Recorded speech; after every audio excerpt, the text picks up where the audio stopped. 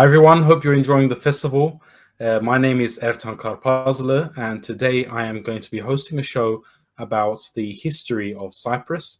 And we have with us today our esteemed guest. He is the chairman of CEZİRE Association, which was set up to represent and research the Islamic history of Cyprus. His name is Mr. Mustafa Qureshi, and today he's going to be speaking to us about a number of eminent Turkish Cypriot personalities from the Ottoman era of Cyprus. So, Mustafa, introduce yourself a little bit. Hello, thanks for having me. As you said, I'm the chairperson of the Derneği, CEZİRE Association, set up in 2008 to research the Islamic and more so the Turkish history in Cyprus. And we've been for a number of years propagating and researching about this era. And today we'll be talking, as you rightly said, about the eminent Ottoman Turks from Cyprus. Great. So take it away. What's your who's your first person on your list today? So I've got 6 in total. By no means is this in order, and certainly is it not an extensive list. So first on the list is a 16th century personality. His name is Siyahi Mustafa Dede, who is a native Cypriot. His mother was of Abyssinian origin, so as a result he had a dark complexion, and hence why he was called Siyahi, which means the black in Turkish. But by no means was this derogatory or understood as such at the time. He was trained by Danişi Ali Dede, who was from the Nicosia Mevlevi Hane. And the Mevlevis was a religious Sunni order, which was very popular in Cyprus at the time. As a result, he gained his qualification with the Gülahi Mevlevi, that's the long conical hat that they wear. And he would later travel to Konya, the headquarters of the Mevlevi order. And from there, he would eventually be promoted to be the sheikh, so the top chair of the Mevlevi Hane of Nicosia, where he gave lectures and was well respected. Soon after, he was sent to be the sheikh of the Gallipoli Mevlevi Hane, and in 1686, due to some disturbances in the Mevlevi Hane in Cairo in Egypt, Siyahi Mustafa Dede was sent as a person of experience to try and resolve the issues there. It is recorded that Siyahi was so educated and was so esteemed that he was known as Sheikhul Meshayikh, the Sheikh of the Sheikhs. He's also been described as Ebul Meshayikh, the father of the Sheikhs. That's how knowledgeable and respected he was. And being such an esteemed Sheikh with great knowledge, many of the Mevlevi poets and high-ranking members from the Ottoman elite would make the long journey to visit and be taught by Siyahi in Egypt. However, he loved Cyprus and he missed it dearly. In one of his poems, in fact, he described in his divan, Li Kıbrıs adası yani ki dünya beçe. However, the island of Cyprus, that is equivalent to a small world. And after 18 years, having resolved the issues in the Cairo Mevlevi Hane, he requested that he be returned to his native Cyprus. And so he was accepted in 1704, once again to become the sheikh of the Nicosia Mevlevi Hane. His son would also go on to become a Mevlevi sheikh, Arif, and his poems in his divan is being described as being mukemmel, as being perfect. Siyahi, along with his teacher Danişi, can be credited with starting the rich poetic legacy in Cyprus, spanning some 300 years. He died in 1710 and is buried in Nicosia in the Mevlevi Hane. Right, and we can still visit his grave now, can't we? He's in the Mevlevi Hane where the hall is with the graves. Unfortunately, due to the ethnic conflict that attacked the Mevlevi Hane in the mid 20th century, we don't know which exact tomb it is, but it is certainly is one of the tombs in one of the rooms of the Mevlevi Hane. Yes. Okay, great. So we don't have much time, so let's quickly move on to the second person on your list. The next one is the Grand Mufti of Cyprus, Hilmi Efendi. He was born in 1782, belonging to the famous Menteşizade clan. That's one of the oldest Turkish families in Cyprus. And during his time, he was actually a müderris, which is like a professor of the Büyük Medrese, which was also in Nicosia. And at the time, the Sultan, he established a grand library in Nicosia, not too far from the Büyük Medrese. And to show their appreciation to the Sultan, the Turks in Cyprus decided that it would be a great honor to write a poem for the Sultan. So they thought, and for a few months they discussed who would be the right person to write this kasida, this poem. And eventually decided that Hasan Hilmi Efendi would be the right person for the task. The Sultan was so delighted having read his poem that he congratulated and invited Hilmi Efendi to come to Istanbul as a guest. When he was there, he was in fact referred to as Sultan Shu'ara, the Sultan of Poets. And in fact, the Sultan called him Reis Shu'ara, the leader of the poets.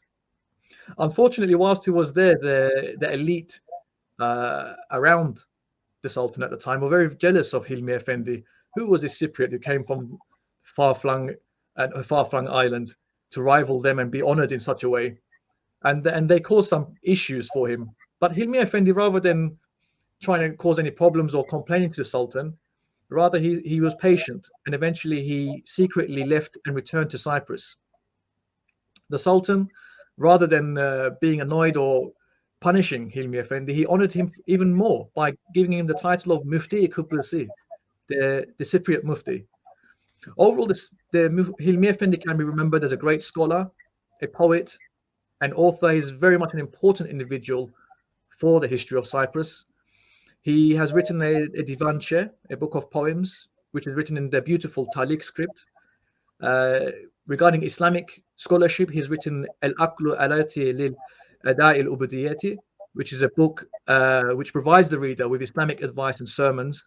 The book is in Turkish, written in the Rika script, and he died in 1847 and buried in Nicosia. He also had a very interesting life. He traveled from Cyprus to Istanbul and was very close to the Sultan at the time. So that was a huge achievement for any Turkish Cypriot. And that would be a huge achievement for any Turkish Cypriot even today. So without further ado, let's move on to the third person on your list. The third person is somebody from the same era as Hilmi Efendi. It's Kıbrıslı Aşık Kenzi. And he was born in Cyprus in 1795. He is a native Nicosian. And he had great knowledge of the Ottoman Turkish language, as well as Farsi, which is Persian, and the Arabic languages. We don't know what his real name is, although one of his poems indicates that his real name may have been Kasım. He left Cyprus at a young age for Anatolia, and then from there he traveled across the Ottoman realm, so from South and East Anatolia, the Balkans, Egypt, the Maghreb, and he would constantly return to Cyprus as well, obviously having loved and missed Cyprus. We know that he certainly visited Cyprus in 1817, and unfortunately he found his home and his garden in ruins, and he was unable to find his relatives. Later on, under the command of Abdurrahman Rasim Pasha, Cypriot Kenzi fought in support of Ottoman unity against the rebels where there was a Greek uprising.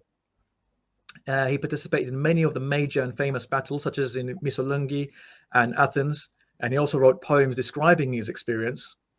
Later in 1833, Kenzi once again traveled to Cyprus, where he witnessed a rebellion, and he actually wrote an interesting poem called Dasitani Kıbrıs, the Cyprus epic. And if I may just read a few lines from there. Bunlar dört adadır alemde namdar, Mora, Girit, Kırım, Kıbrıs aşikar, İkisini zapt etti hilekar küffar, İkisi İslam'da, bu dem, bu saat. Girit'te uğradı bu temaşaya, baş oldu Muhammed Ali Paşa'ya.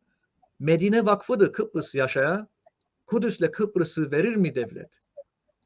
That translates to, these are four islands globally known. Moria, Crete, Crimea, Cyprus are known. Two have been seized by the deceitful infidel. Two belong to Islam at this moment, at this time. Crete has also witnessed this, given to Muhammad Ali Pasha.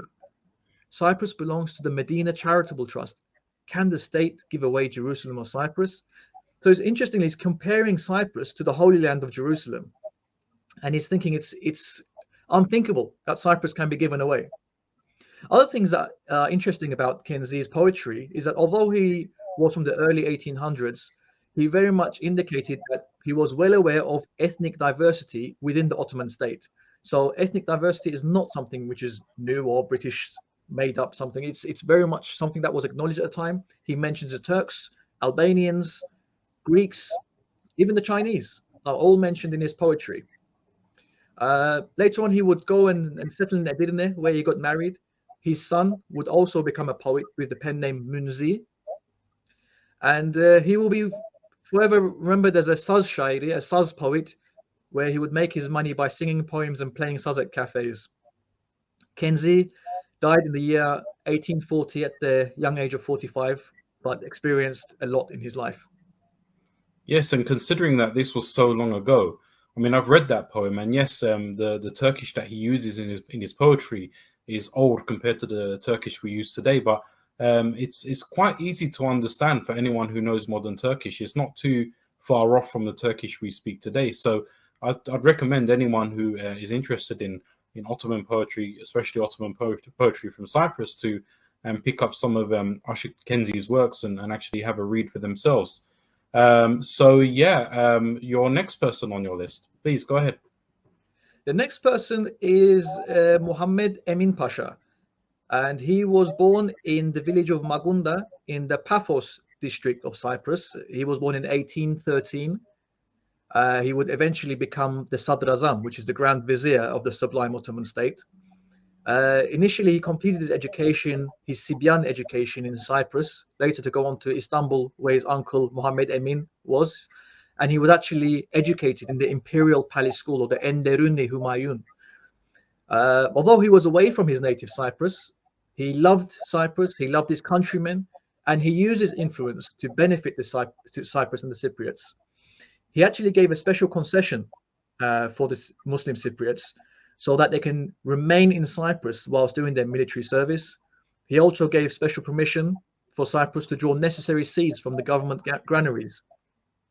Emin Pasha was fluent in Arabic, in Greek, Farsi, in French, and also in Turkish. He had a distinguished military career. In 1828, he became the captain or the yüzbaşı of the Hussar 2nd Battalion. He traveled to London. He studied in Paris. In 1834, he became a major, a binbaşı of the 5th Regiment of the Hussar.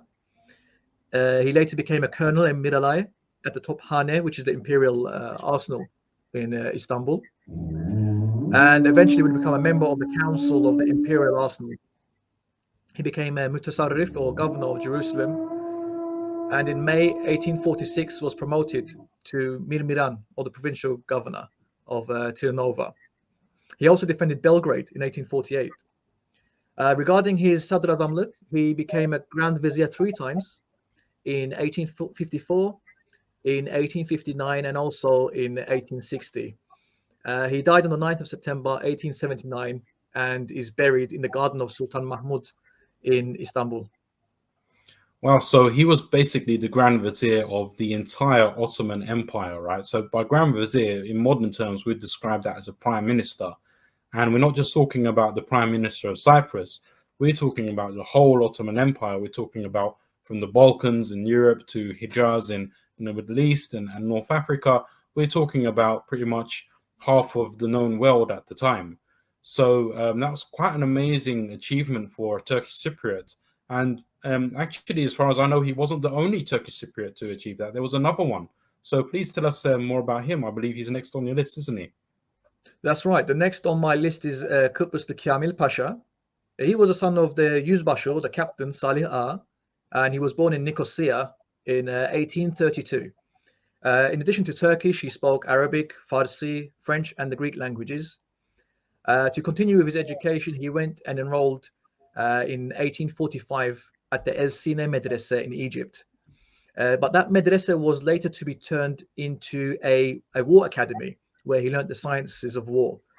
He would progress on to becoming the commissioner of Larnaca in Cyprus, and later would serve in Istanbul, where he was in the post of Sadrazam, a Grand Vizier, 4 times, which is the most exalted rank for the Sublime Ottoman State. So after the Sultan himself, he was the most powerful man in the empire. The positions he held, it was the first time in 1885, the second in 1895, third being in 1908, and the fourth and last time in 1912. He actually died in his native Cyprus in Nicosia in 1913 and is buried in the courtyard of the Arab Ahmet Mosque. And of course, any one of us can visit the Arab Ahmed Mosque whenever we're in Nicosia and visit his grave for ourselves and see it with our own eyes. So we're actually on the 6th person on your list, who I believe is the last person on your list. So please tell us more about this person, Mustafa. So last but not least on my list is Hacı Hafız Mufti Muhammed Ziyaettin Efendi, who is more commonly known as Ziyayi Efendi. He was born in 1850. He's a Nicosian. And if we break down the titles from his name, so Hacı, that's a title given to those who have completed a Hajj pilgrimage in Mecca. He's also a Hafiz, which means that he memorized the whole of the Quran by heart. And Mufti means that he's a Mufti, which means that he's able to give religious verdicts. So he was the Mufti of Cyprus. He was educated in Cyprus, in Istanbul, and in one of the chief centers of Islamic learning in the world, the Al-Azhar in Cairo, Egypt. In 1880, he became the Bash Muallim, the head teacher of the most prestigious Turkish school in Cyprus. And for 16 years, he worked hard to raise teachers across the island for the new schools. This was because there was a shortage of schools and teachers in Cyprus, so much so that whole villages were becoming Christian and Greek. Some villages were even becoming partially Greek and Christian. And as such, he actually raised this concern to the government in Istanbul, the Ottoman government, to raise his concern, and he gave a full list of all the Turks who had become Greek. And he was also, after his time in education, he actually joined in the political activities in the island. He was elected in the Meclisi Milli in 1919 as the first elected community leader of the Turks in Cyprus. He also founded the first Turkish political party in Cyprus called the Cemaati İslamiyesi, the Islamic Community, which was in 1924. Interestingly, he also was one of the founding members of the Turkish bank, Türk Bankası. He died in 1936. The Salah was recited from the minarets across Cyprus, and there were elites from not just the Muslim Turks, but also the Orthodox Greeks who came and were there for the ceremony for when he died in 1936. Well, that's some amazing information there. So we have Mufti Ziyayi Efendi, who was basically the first Turkish Cypriot to be elected by Turkish Cypriots to represent Turkish Cypriots. So a really great story there, and it's really surprising that we don't know or hear more about Mufti Ziyayi Efendi. So thanks for sharing that information with us. And of course, there are so many more people who we could have listed here, but we just didn't have the time. I think this talk of yours really deserves at least a 2-hour seminar just to cover these 6 people that you've mentioned. And then we could do even more seminars, like a series on the people that you haven't mentioned. But we really do appreciate your time, and I can really imagine how difficult it was for you to narrow all of that information down to just 6 people. Yeah, absolutely. It was a really difficult task, and even to shorten their biography was rather difficult. But to end with, I just want the viewers to remember, when you think of Turks of Cyprus, we should think of a people that have scholars, copyists, calligraphers, statesmen. This is the standard of the people that Cyprus has raised. Wow, excellent points there, Mustafa. Again, thank you very much for joining us. Mustafa Qureshi, the chairman of CEZİRE Association. Again, I believe CEZİRE Association has many social media accounts, including YouTube, where you can see similar lectures and talks, both long form and short form, where you can access this information, as well as Facebook and Instagram, where they share posts that are very interesting and educational for the Turkish Cypriot community about our history and heritage. So thank you very much, Mustafa. And I've been your host, Ertan Karpazlı. Please enjoy the rest of the festival. Thank you for tuning in.